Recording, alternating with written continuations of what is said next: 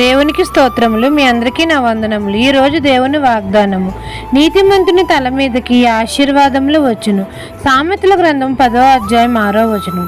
మన తండ్రి అయిన యెహోవా నీతిమంతుల తల మీదకి ఆశీర్వాదం వచ్చును అని దీవిస్తున్నారు.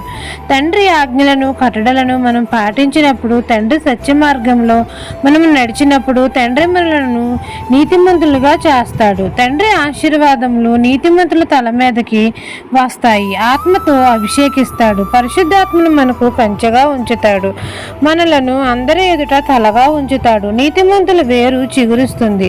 నీటి కాలువలో ఎవరైనా నాటబడిన మొక్క వలె నీతిమంతులు ఎల్లప్పుడూ ఆకువాడగా తన కాలమందు ఫలమిచ్చే మొక్క వలె ఉంటారు. నీతిమంతుడు నిత్యము నిలిచి కట్టడం వలె ఉంటాడు. నీతిమంతుని ఆశ సంతోషం పుట్టిస్తుంది.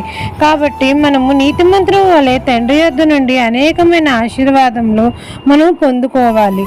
ఈ దిన వాగ్దానం మీ నా జీవితంలో నెరవేరాలని కోరుకుంటూ దేవుని సువార్త పరిచర్యలో మీ సహోదరి. ఆమెన్.